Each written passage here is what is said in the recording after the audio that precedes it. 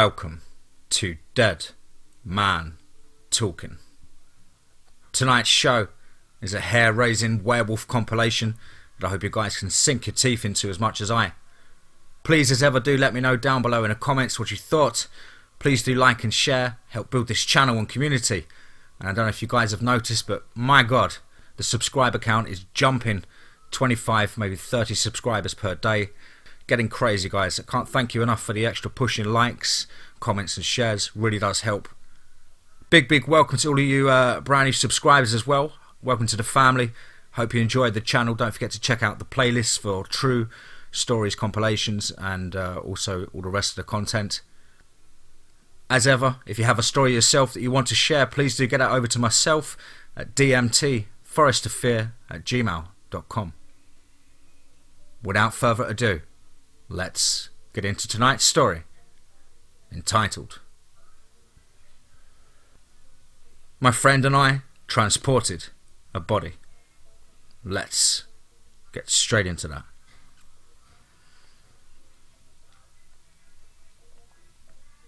For the most part, Tallahassee, Florida is a safe town. Just not where I grew up. Not in Frenchtown. Frenchtown was one of the oldest and brokest neighbourhoods in the city. My parents worked long hours at their shit jobs just to support me as much as they could. Just to keep us in our little one-story home on Golden Street. I was just a wide-eyed 16-year-old kid at the time, like a young gunslinger.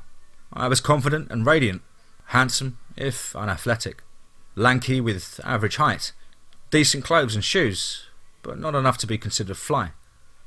My soulful eyes complemented my hollow cheekbones. I was like a less muscular Anthony Mackaye. So yeah, I got laid from time to time. At this point my grades were okay, but not good enough for college. I liked writing but was never passionate about it. Honestly, back then I didn't have any ambitions in much of anything, except for quick sex and quick cash. I don't know. I guess most 16-year-olds were the same. All of us like wandering souls in search of a dream. Too caught up in peer pressure and trends to care about our own individuality. I, Mason Hale, was no different. And neither was my buddy Tyler, for the matter. He was cool and handsome, but still a shithead teen. Just more obnoxious and louder than me. Like the street-smart best friend all over class juvenile delinquents had growing up. At 16, I could drive. And I had some freedom with my mum and dad working the late shift. So naturally, Tyler liked tagging along with me on our wild weekends. Bored with Frenchtown, we'd started venturing out to Wilson Green, more of the blue-collar district. The people here dressed a lot nicer than in Frenchtown. They lived better, and yes, they had partied better. I'm talking better drugs, bigger parties, and just all-round sexier people. We call it the Beverly Hills of Tallahassee's hoods. Because of me, we managed to get into Hayden Hammond's parties. Hayden was the big fish of Wilson Green's small pond. More like Big Boss, actually. Hayden's lavish lifestyle and high income made him stand out like royalty. And like royalty, he had power in the form of some tough motherfucking bodyguards. Most of the people in Wilson were well aware he dealt serious drugs, and ran all the gang shit out there. But, if anything, such notoriety made him a bit of a folk hero. And why wouldn't it, considering Hayden gave his neighbours better and easier jobs than the local government ever could. My connection with Hammond went back to my older sister, Sophia. She worked with him back in 2008 to 2009. I was positive he had a crush on her, honestly. I was positive there'd been more than just business partners. At the time, there was some minor drama since Frenchtown had its own sloppy gang. I'm talking mostly just 30-year-old burnouts and SoundCloud rappers trying to play hard, like middle schoolers proud of themselves for selling dime bags. Needless to say, our Frenchtown neighbours harassed Sophia constantly, to the point where some bitch next door snitched on her. Sophia ended up getting 15 years in a Gadsden correctional facility. The snitch got a bullet to the pussy and forehead from Hayden's crew. Sophia was almost 10 years older than me, so I never understood her involvement too well, or how she refused every plea deal, much to my parents' disappointment. Through it all, she stayed loyal to Hayden. Then again, maybe she didn't have a choice. Any squealing from her would have meant a death sentence for our entire family. Yet, like a big brother I never had, Hayden reached out to me during junior year. He'd invite me and Tyler over to hang out with the boys. I gotta say, Frenchtown was no damn Wilson Green. Every Friday and Saturday night spent at Hayden's spot was like winning a lottery ticket to Willy Wonka's, only with alcohol, marijuana and pussy rather than colourful candy. These motherfuckers knew how to party, even when they gave me and Tyler shit about Frenchtown. Hayden and his crew made us feel comfortable. And over time, Hayden trusted us. I mean, he knew we were broke as shit and alienated high schoolers. So, like a charitable politician, he'd hand us jobs. No, Tyler and me weren't fucking gangsters or whatever. We just did simple shit like selling pots at school, or telling the crew all about the shitty Frenchtown gang. Not that Wilson Green had anything to worry about in this lopsided rivalry. And at the end of the day, we weren't doing the serious shit that got Sophia in trouble. We were all friends.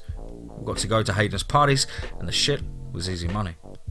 Like steady small-time crooks, Tyler and me did this for months, all the way up to our latest job. In the cold heart of January, Hayden wanted us to pick up some shit from Marianna, Florida. It was only a 40-minute drive, and I could just use my car. But still, this wasn't just selling pot to a 20-year-old high schooler. Like an advanced quest for 2 novice nights, this task seemed bigger and more important. $200 a piece for me and Tyler was bigger pay too. But there was never really any pressure on us to do this for some gang initiation bullshit. The boys in Wilson Green weren't about that, and definitely not Hayden Hammond. There were never any offers to join the gang or commit violence. Hayden had a heart. So Hayden gave us the address, and on a Saturday afternoon, me and Tyler rode down to Marianna together. All we knew was we were supposed to meet one of Hayden's old boys, Brady, down there. He'd have the shit and then we'd ride back with us to deliver it in Tally. Brady would tell us where we needed to go. There was only one demand. We had to go back in Tally by nightfall, or else we wouldn't get paid shit. Hayden was adamant about this. So me and Tyler couldn't fuck this up. Even if my 1998 Corolla was unreliable as shit.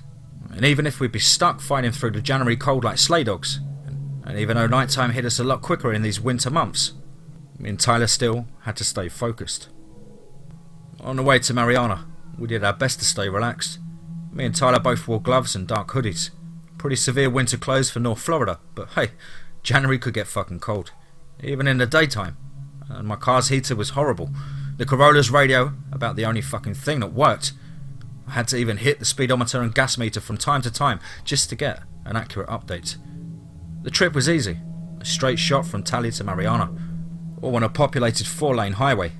A new highway without any potholes or out-of-place deer running around. The Corolla like a ship cruising on smooth ocean water. We made great timing. At around 5:15 I pulled into one of those Marianna State Cavern's more desolate parking lots. And there, already waiting for us, was Brady. He stood outside a beat-up mum van. Brady was far from a mum. Far from a parent, for that matter. Considering his rugged, pitbull-like face, steroid-fueled muscles bulging from his brown skin, and the 20 pounds of gold chains he wore, I wasn't even sure if the cat was human. More like a prison caricature brought to life by Dr. Frankenstein. Leaning out from the passenger's window, Tyler waved at the man. "Yo, what's up?" Tyler said with a cringy friendliness of an obvious suburban father. For a reply, Brady spat at our car. He turned and walked back to the van. Tyler and me shared uneasy looks. Naz's "Represent" played through our silent dread as we shivered in the cold. "Open the trunk," a harsh voice commanded us. Turning, we saw Brady standing by the van's back seat, both of his gloved hands held on something hidden in the van's darkness. The vehicle's tinted windows offered us no glimpse of whatever the hell we were about to bring back to Tally. Brady's glare locked in on me. "Open it now, god damn it!" Nervous, I popped the trunk, but my stomach felt empty and soulless, like I just pressed on a red nuclear button. Brady then pulled a large black garbage bag out of the van, a heavy bag at that, and even from here I could tell it wasn't for groceries or trash. I just prayed it was roadkill. Leaning out the window, Tyler faced Brady. "Do you need any help?" "Shut the fuck up," Brady yelled. Tyler slunk back in the car like a scolded child. "Represent" kept playing, and for the first time ever, Tyler nor I were joining in on the chorus. Just awkward silence. In the evening's fading daylight, I watched Brady tote the huge bag with both hands beneath it. He carried it like a bulk TV. He didn't even look at us once, and I was kind of glad he didn't. Brady heaved the bag into the Corolla's trunk, and I felt the whole car shake, as if an earthquake had erupted. "What the fuck is he doing?" Tyler whispered to me. My nervous eyes glanced over at the rearview mirror. I don't know. Like the pounding of a judge's gavel, Brady slammed the trunk shut. "Oh boy," Tyler muttered. Armed with a scowl, Brady swung the door open and hopped in the back seat. He sat right in the middle, right where he could hone that glare on me and Tyler, right where he could oversee us like an evil drill sergeant. Just our luck. "Drive," Brady said in a low growl. He retrieved his phone and typed in an address. Following orders, I pulled out of the parking lot. "Where do I need to go?" I asked. "Where else? Tallahassee, you idiot." I glanced towards the rearview mirror. More unease hit me. The mum van was now following us, guided by a mysterious driver that me and Tyler hadn't seen before. And like an undercover squad car, the van stayed on us with discreet closeness. Amused, Brady followed my gaze. "Don't worry about him. That's just Lee." Tyler confronted Brady. "Does Hayden know?" With ferocity, Brady slapped the shit out of Tyler's headrest. Tyler jumped back like a frightened kid. "He's Hayden's boy," Brady yelled. "Now shut the fuck up and don't look at me, arsehole." Rattled, Tyler flashed me another scared look. Doing my best to suppress my own fear, I just gave him a slight nod. This was an easy $200 after all. In silence, "Represent" sounded like a funeral hymn. "Turn that shit off too," growled Brady. From my perspective, I could just see Tyler's rage simmer as he grumbled. But behind those quivering eyes, I knew he wasn't going to do shit. And neither was I. "Sorry," I said. Like a hen-pecked husband, I turned off the radio. Now we really sat in funeral silence. "Just listen to what I say, and we'll finish this shit," Brady said. His eyes drifted over toward a window, toward the fading sun. "And go faster. God damn it. We've got to get there by night." Too scared to even face Brady, Tyler shifted in his seat. I turned onto the 4-lane highway. Sure enough, the mum van followed me step for step, like an ugly spaceship hot on my trail. "Turn on Thorn Road," Brady barked. Uncertain, I looked at him through the rearview mirror. "But the highway's faster." Wielding his iPhone like a knife, Brady pointed it right at me. "Do what I say, arsehole." Like a little lapdog, I followed orders. Again. So we turned on the Thorn Road, a rural 2-lane blacktop surrounded by woods and devoid of houses, not to mention cell phone service. Our trip now padded an extra 10 minutes. Brady cackled like a confident crook. "The highway? Boy, you fucking crazy? We ain't trying to get caught, you fucking idiot." Lee stayed in hot pursuit. Our vehicle's the only signs of life in this North Florida galaxy of emptiness. The towering trees blocked out that little sunlight that was left, not to mention whatever warmth we'd had during the day. Now I had to flick on those weak-ass headlights, and I saw Tyler shiver as he pulled his hoodie in closer. The Corolla felt like a sleigh ride through the North Pole at this point. The goddamn heater never worked. Annoyed, Brady checked his phone. "Go faster, man. God damn." Like an office drone refusing to confront their boss from hell, I gritted my teeth. Me and Tyler both. "I'm trying," I said. Leaning in closer, Brady glared at the speedometer. "Man, what is this?" The speedometer was stuck at 50 miles per hour, like the cold air had frozen it in place. Only I knew the real reason. My car was a piece of shit. Getting angrier by the second, Brady's hand motioned toward the meter. "This bitch ain't even working. Fix it, motherfucker!" Panicking, I gave the meter a hard slap. Brady stole a nervous look outside, toward the fading sun. "God damn, we ain't got much time." Like a reanimated Corolla, the speedometer jolted back to life, back to 70 miles per hour. And much to my horror, so did the gas meter. We had less than a gallon left, and the emergency low gas icon was on now. Full of unease, I realised we barely had enough to get to tally, if we were lucky. Brady looked straight at the gas meter, right at the alarming yellow light. "What the fuck? You ain't got no gas, man?" Tyler glared at Brady. "Hey, just chill. Brady lunged at Tyler, making him flinch. "No, this is fucking serious, arsehole." "I think we've got enough," I said. Aggravated, Brady bellowed at me. "Enough. We damn sure better, or else both of y'all getting fucked tonight. I promise you that."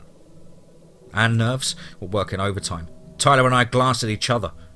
"Yeah, you heard me," Brady said. "Y'all ain't seen what a pissed off Hayden will do." Like an agitated father, he gave me a slight shove on the back of the head.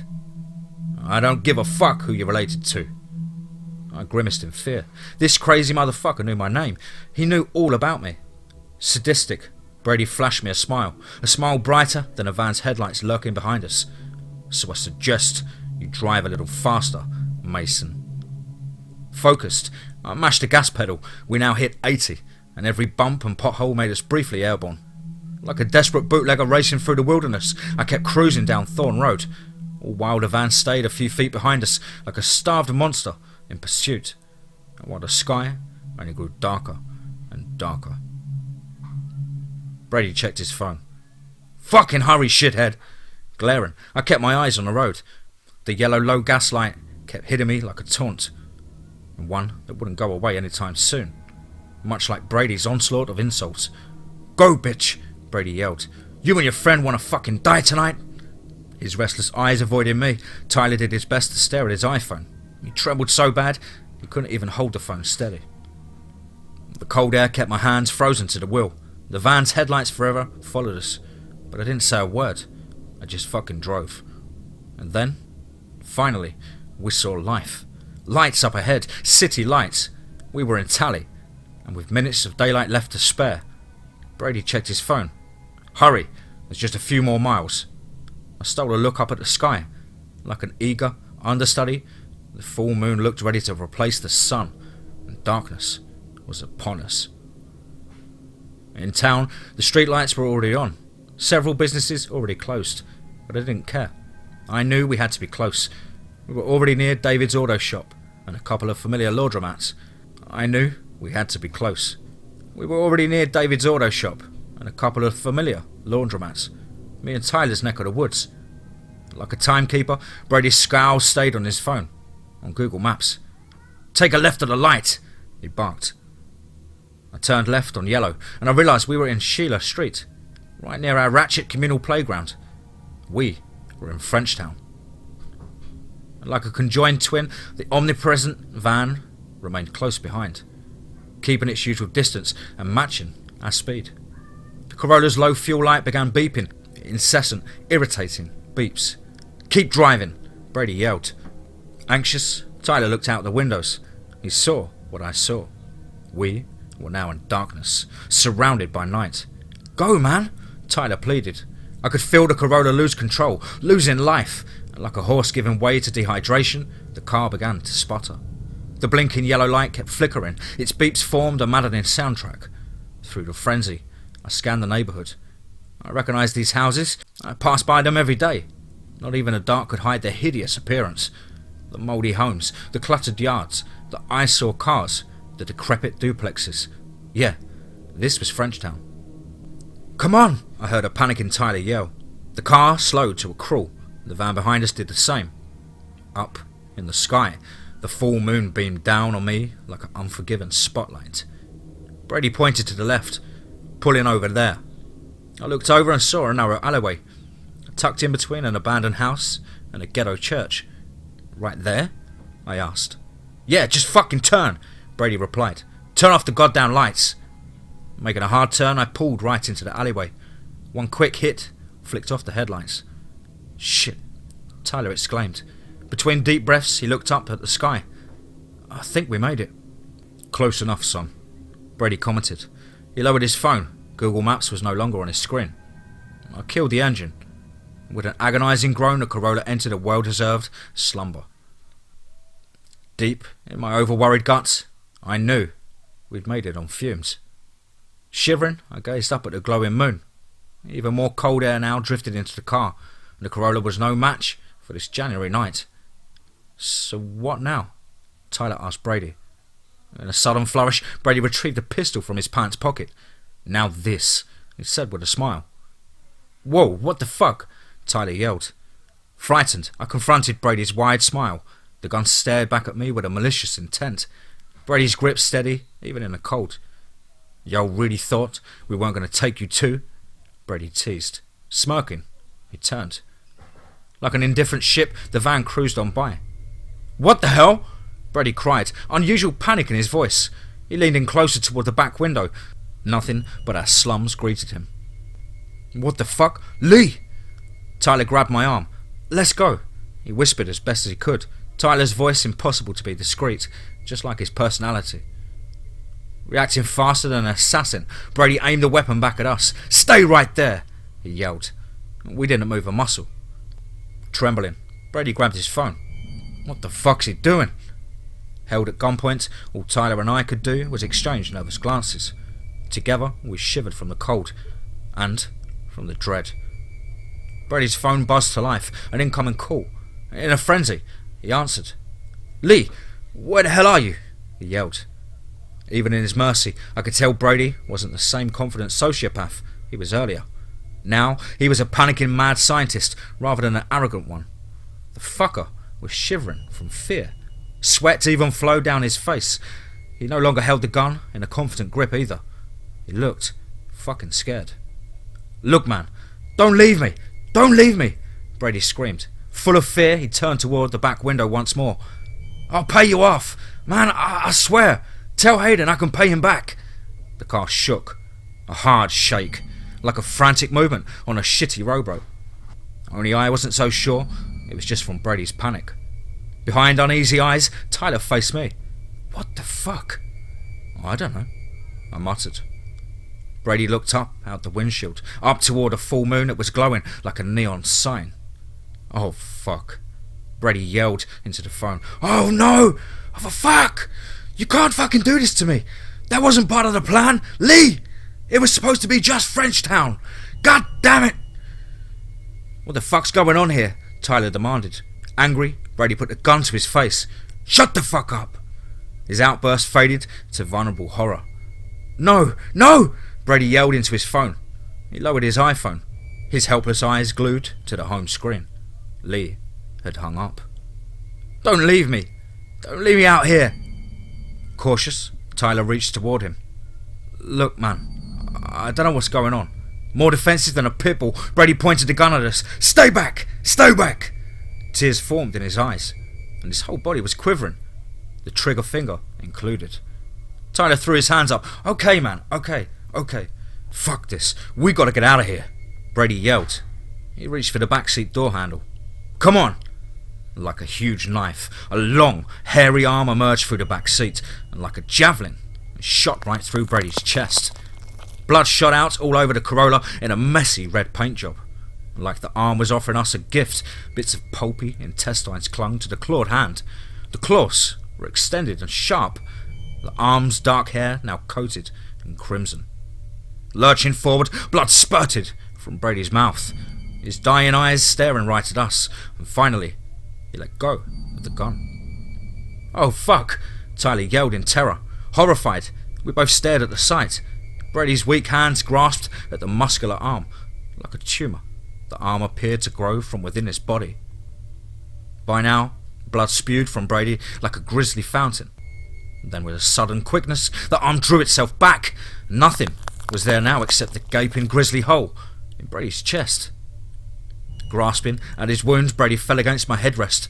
Clumps of wild hair and bits of his intestines scattered throughout my car like vomit. Brady's mouth moved but couldn't utter a word. Not through all that blood. Tyler lunged back. "Whoa, fuck!" A bellowing howl erupted from within the Corolla. A howl full of irate anger. A hungry howl. And one that echoed right from the giant hole in my back seat. Right from the trunk. Tyler grabbed my arm. "What the hell's that, man?" Under the moonlight, the monster tore its way through the rest of the back seat. A storm of blood and ripped fabric erupted inside. And there, in the trunk, a pair of red eyes stared back at us. Saliva poured from a huge mouth. Fueled by immense force, the werewolf lunged out to kill, and one quick swipe from a clawed hand ripped Tyler's face right off. His peeled flesh dangled like torn wrapping paper. Tyler's face nothing more than a red smorgasbord, and just eyes and exposed muscle. I cried out, horrified. His dying arms flailing about, and Tyler fell straight into the back seat. Upon impact, his flayed face got smashed into a pile of mushy goo.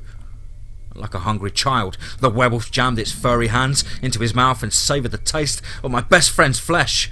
Seeing the creature's eyes glow with excitement, I knew the food must have been finger-licking good. Craving more, the monster lunged straight into Brady's dead neck, the werewolf's mouth, mammoth teeth ripping out a fucking chunk as if he was tearing into a piece of chicken. And he was such a messy eater. Blood sprayed all over my face, but I didn't even flinch. Both the terror and cold petrified me. The werewolf slurped up the stringier flesh. He howled with glee before tearing out another juicy chunk. The fucker had himself a real moonlight dinner. And then the monster focused those eerie red eyes right on me. In a sickening epiphany, I realised this was the body we picked up earlier, the man in the bag. I could even still see pieces of black plastic stuck to the bloodied fur. His torn collared shirt and jeans still stuck to the 6-foot creature as well. Sensing my fear, the werewolf lunged right on top of me. My back hit the steering wheel and a brief pathetic horn blared, but I knew it was a noise no one would ever hear. Leaning over me, the excited creature revealed an elongated mouth.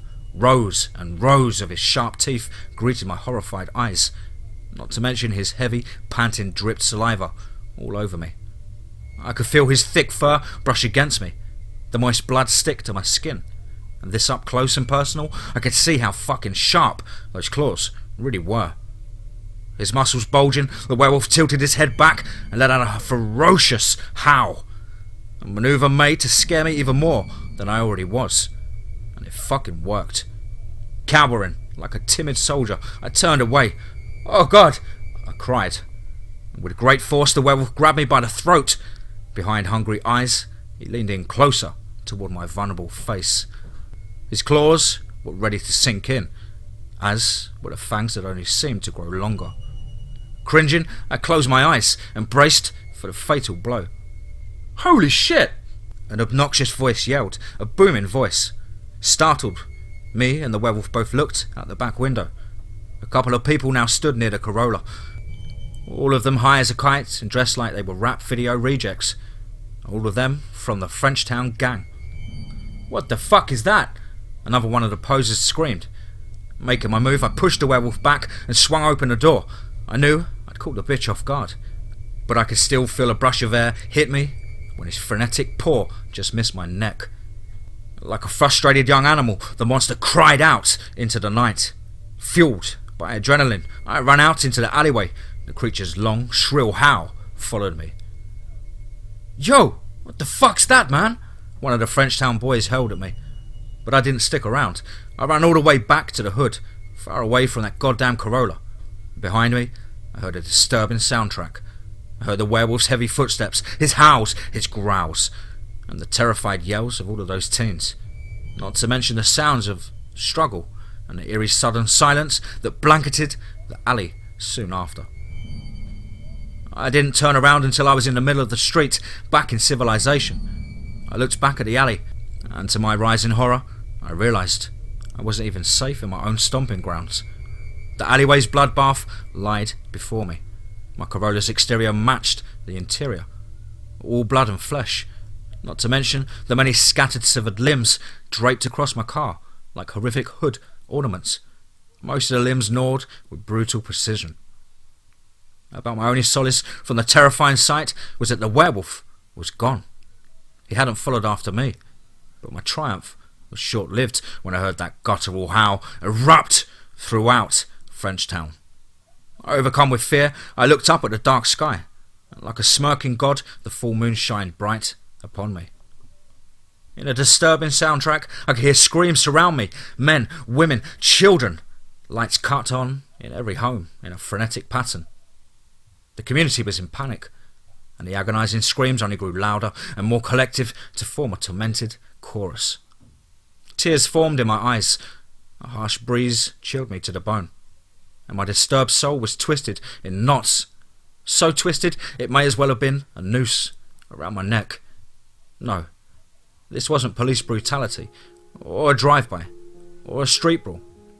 Hayden Hammond had unleashed a monster in my neighbourhood. As if the rivalry wasn't lopsided enough, Wilson Green wanted to take us out for good. Me and Tyler were the pawns.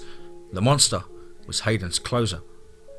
Somehow, my family and I came out safe during the Frenchtown rampage. Or at least, that's what the press dubbed it. They blamed the massacre on all the gang violence, and there weren't many witnesses alive to tell the truth, and those that did were just written off as drunks and liars. You know, just your average racist stereotype. I knew no one would ever believe me either, not even my own parents. I still feel guilty about what happened to Tyler. Without my best friend, I had no one to turn to anymore, no one to enjoy life with again. And after all that horrible violence, I couldn't even face this community again. Not Frenchtown, not Wilson Green, none of it. About the only good thing to come out of the tragedy was that I managed to turn my life around. I'm now attending a college at UCF, close enough to still see my parents, yet far enough away to still feel safe from the memories. I'm thinking I'll major in English. After all, I've got plenty of stories to tell, especially the horror story that defined my life on that terrifying night in January. Sometimes I do wonder if all these murders were the result of gang warfare. And honestly, I wish they were. In a twisted way, that'd be more comforting, more natural than what the fuck I witnessed. More comforting than the idea of a werewolf out there being used as an assassin. If the rampage was all just the work of gangs, I'd also feel better about my own predicament. You see, I know the events weren't just a dream or a nightmare. Something happened. Otherwise, there's no way I could have gotten these scratches on my neck. Scratches full of scars, more vivid and everlasting than my emotional trauma. At least, the scratches only bother me when the full moon is out. Just some minor jolts of pain here and there. The only problem is, I can never remember what happens on those long nights.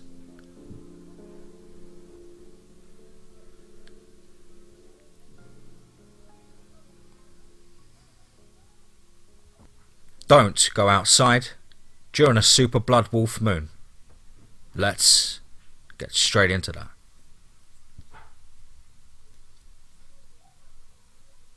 I'm writing this with the curtains drawn, sitting in my living room with my lights on. I did a double check of all the locks in the house. I'll probably just stay up until I see the sunlight, because there is no chance I'll be able to sleep at this point. I hope you all had a chance to see the eclipse from a safe place. I didn't. As I mentioned before, tonight, January the 20th, there is a super blood wolf moon. Super because it's close, blood because it will be red, and wolf because some ancient lore and folktales speak of super wolf moons in January, during which strange things would happen, and people would change. I love watching events like this. I've always been fascinated by the moon and the power it holds. I began watching the phenomenon from my window, deciding only to go outside when it gets close to a total eclipse, given that it is currently minus 36 degrees Celsius. When the time came, I put on my jacket, 2 hats and some heavy-duty gloves, and my telescope, and went outside on my porch. It was viciously cold, and the wind was aggressive. The wind was so loud in my ears and sounded like a howl. Things on the street were banging, snow and ice were blown around like shrapnel, and I was already tearing up. After 3 minutes, I heard my automatic lock close behind me, shutting me out until I could open it from my phone. I was outside for a solid 20 minutes. The moon was almost in full eclipse when I started to hear rustling coming from between 2 houses across the street. I figured the wind had knocked over some bins or something. I looked back through my telescope at the moon. A moment later, I started to hear slow, rhythmic, squishing noises that you hear when you walk in deep snow. I lowered my scope to see something I cannot for the rest of my life explain. Emerging from the 2 houses was a dog, but not a normal dog. A huge dog, but it still didn't look normal. It was more of a wolf. I stared at it for a second, and it stared back. After a brief second, it suddenly stood up on its hind legs. This is when I turned to run back inside. I pushed on the door, only for it to be locked. I grabbed my phone from my pockets, ripping off my gloves and navigating to the lock app. It felt like it took hours to connect via Bluetooth. Any longer, and I don't know what I would have done. Luckily it connected fast, and I pushed my way inside. Once in, I slammed the heavy door and locked it. I sunk down to the floor, still trying to process what had just happened. I decided to take a peek outside through the camera on my smart doorbell. I froze as I saw the thing standing at the bottom of the steps on my porch. I didn't move as not to make a noise. I waited for what seemed like hours for it to turn and skulk back across the street.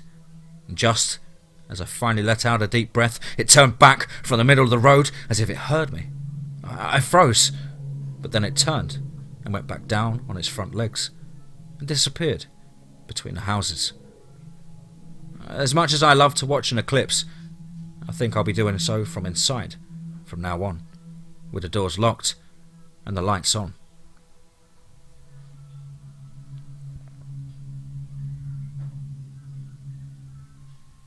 The wolves need to eat.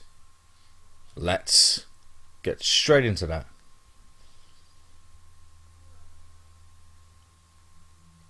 The wolves need to eat.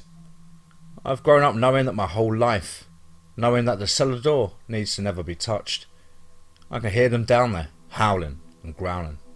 I can smell them too, the smell of their coats, pungent and animal-like. I have never seen them. Only mother and father are allowed down there, while my sister and I watch from above.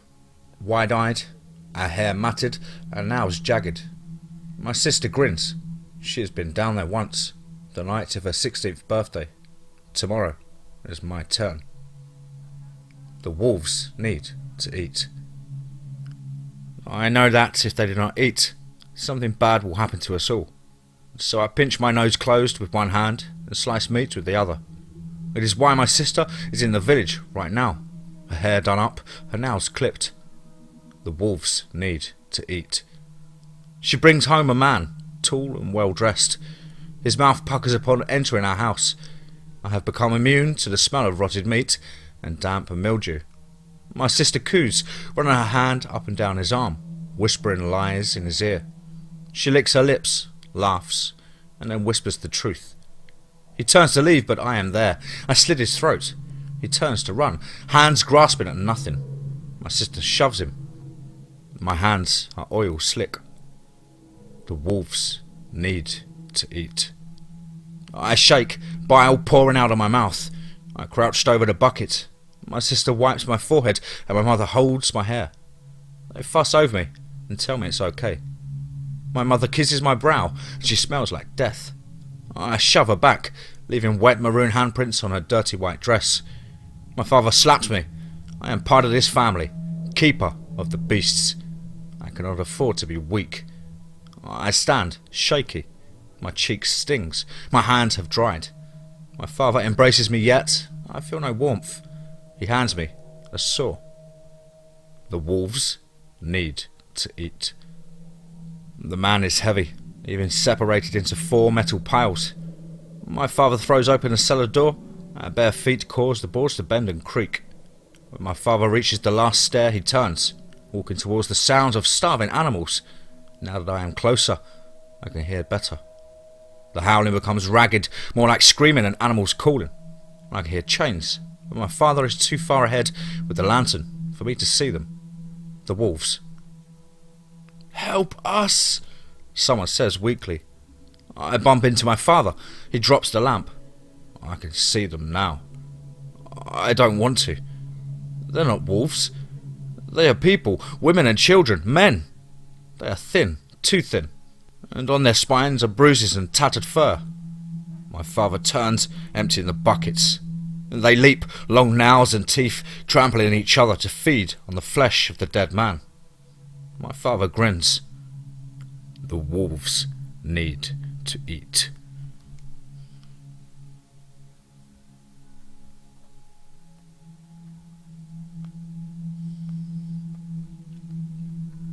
Where they hunt. Let's get straight into that. The bangs, all of them, Their sounds. They awoke me. I bolted right up in my bed, looking around. I found nothing out of the ordinary. My mum was perfectly normal. All my things exactly where I'd left them. The half-empty glass of water still half empty. The comic book I was reading still unfinished. But those sounds. I had heard enough of them to know what they were. Gunshots. I had a cousin that worked for the law. Forehead James had fired enough for me to recognise them at the drop of a hat. He was called that because he had a huge scar across his forehead, which he had received in a supposed act of heroism. I stepped off my bed, still dazed and in a confusion as to what was going on. We had recently moved to the suburbs of a small town, so there's always a risk of bandits raiding our neighbourhood. I made my way downstairs, worried about Mum and Dad. The stairs creaked and groaned as if they were in pain as I made my way down. What I saw shocked me. Everything was in disarray. The furniture all torn up and dishes all broken. I know, I'm a heavy sleeper, but good heavens, this was just ridiculous. The wooden floor was lined with a river of blood leading outside. The nauseating smell of gunpowder filled my lungs as I tried to make sense of what was happening. Mum and Dad weren't in their room. I put on my jacket as I made my way out. I noticed something very bizarre. Tufts of grey fur all over the porch. I leaned in to examine it. They were covered in blood, and some of them were parallel to the trail of blood leading away. I started to follow it. The more I looked around, the more the events started to elude me. Everyone's front doors were wide ajar, and it seemed similar scuffles had taken place all over town. The fur and the occasional spots of blood were everywhere. If I were to describe to you what the situation reminded me of, let me ask you a question. Have you ever been to a festival or carnival after it had ended? The town reeked of that similar feeling, as if a massive event had just transpired, and I was the only observer of its aftermath. The thought of how I could mindlessly slip through the entire thing bugged me incessantly. Still, oblivious, I noticed something on the ground a few feet ahead of me. It was very tiny. I approached the object as it glistened under the moonlit night, which is why it caught my eye in the first place. I leaned to pick it up and immediately dropped it. It was extremely hot to the touch and had burned my fingers somewhat. Some sort of shining piece of metal. It seemed as if it had broken off of something. As I was about to inspect it closely, I heard a blood-curdling howl. It sent a wave of shivers down my spine. I had never heard anything like it before. The sound was accompanied by another ear-piercing and ear-splitting bang. Instinctively, I ran towards the sound. As young as I was never one to cower in this situation. All I could think of were Mum and Dad, their safety. The thought of harm befalling them was something I was trying to completely avoid. It was an exaggerated feeling of the same feeling you get when you were really young and your parents were out for a long time, and your mind wanders off to remain of what if something happened to them. It was something I chose not to think about. It took me a while to realise where I was headed, towards the woods outside the area. Now in the woods, I was really far from home. It didn't bother me as much as it should have bothered a child my age, and I'd been very good at not getting lost. I was always good with directions, making my way through the forest. I couldn't shake off an eerie sense of terror from my back, and soon enough that feeling solidified itself into one of true horror. The smell of gunpowder was replaced by a horrid stench, even stronger than it. I looked towards it only for a pair of eyes to meet mine. The moment our eyes locked, I understood that whatever those eyes belonged to was dead. And yes, you read right, I said whatever. Because this was no human. The dead yet sharp eyes I was looking into were those of a fierce animal. Drool dripped down its muzzle. It was an enormous hound. No, not a hound, a wolf. I had never seen one before in my life, but surely they could have been this big. And what's stranger is that it was wearing tatters of what seemed to be clothes. It had brown boots on, as well as other garments that were now ripped to shreds. Fear began to broil inside me. Alongside the fluttering of butterflies in my stomach, I pushed on, and the more I worked my way forwards, the more I encountered dead bodies of these wolf-like creatures, massacred and sprawled out throughout the woods. I figured they must have been townfolk. Some places, I even thought I recognised some people. Had I been living in a town filled with them? What was this? Where are my parents? What's going on? Thoughts like these kept striking me over and over again until I came upon another body, and all the thoughts silenced. Everything went quiet. Even if I didn't recognise him by his facial features, I would recognise that huge scar anywhere. That scar that horizontally slashed into his forehead. It was my cousin. Forehead James. My knees buckled as I started to tremble, all sense flying away from the world. Streams of tears made their way down my cheeks. Tears that I didn't even know were there. I managed to mumble, "James," before breaking out into a cry. I nearly collapsed. Nearly. I had to know. Were my parents a victim of this? As little sense as it made for them to be monsters, they were still my parents. Before I moved on, I noticed something in James's scar. Something shiny and silver. I was too scared to get any closer though. I'd been walking for a while, and I was finally making my way out the other end of the woods. It was jarring to suddenly step out into the bright moonlight. Even so, I saw something in the distance. Two figures stood stark under the blazing moon. Two humans. Humans I knew. Mum and Dad. Subconsciously, a big smile streaked across my face as tears of utter joy flowed down like a river, and I called out to them in a big wave of relief. However, as they turned around, I saw that they were covered in blood, from head to toe, blood and the same tufts of fur. But they weren't like those monsters. They were still themselves. They were...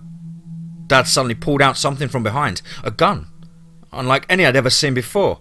He cocked it and shot at me, point blank. I closed my eyes in a fit of panic and heard the same bang I'd been hearing all night, but nothing happened. As I opened my eyes, I noticed that Mum had deflected his arm upwards and the shot had pierced the sky. Dad looked at her confused. She motioned towards me and said, "That jacket."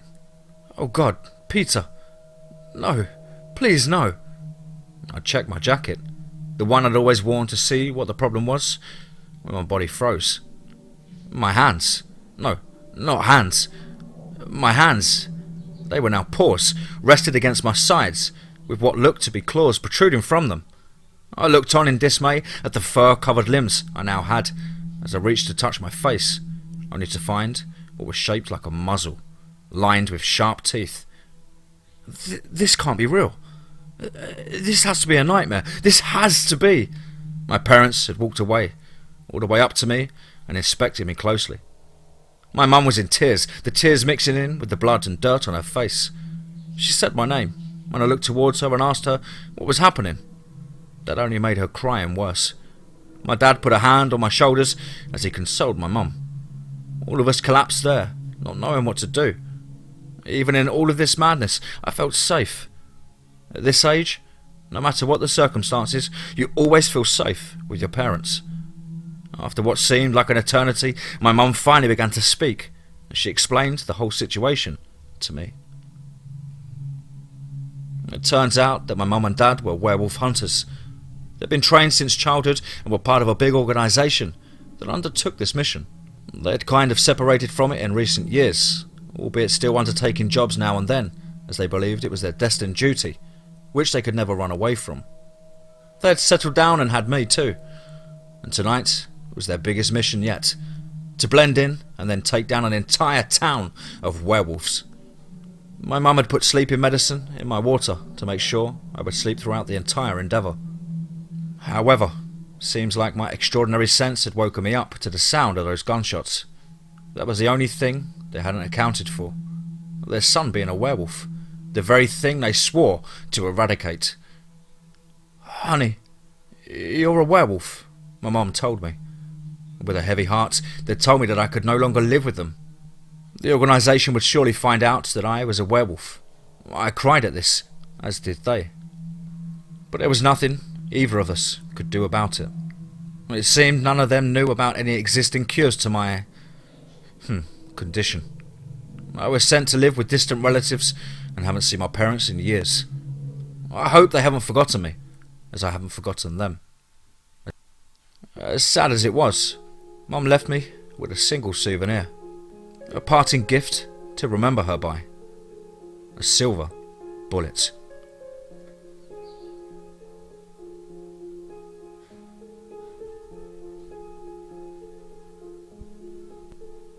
Wow, fantastic stuff there. Do enjoy a good werewolf compilation. As ever, big thank you to the authors. Do take time to check out their Reddits in the description box below. I'll leave the links for those. As ever, please do let me know down below what you thought. Please do like and share and help build this channel and community.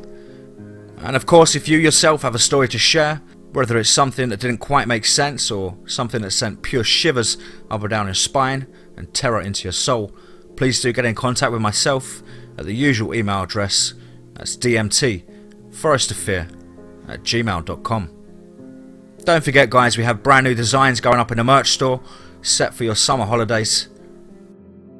And as ever, above all, I hope you're well and happy and enjoying your weekend. And remember, be safe, not sorry.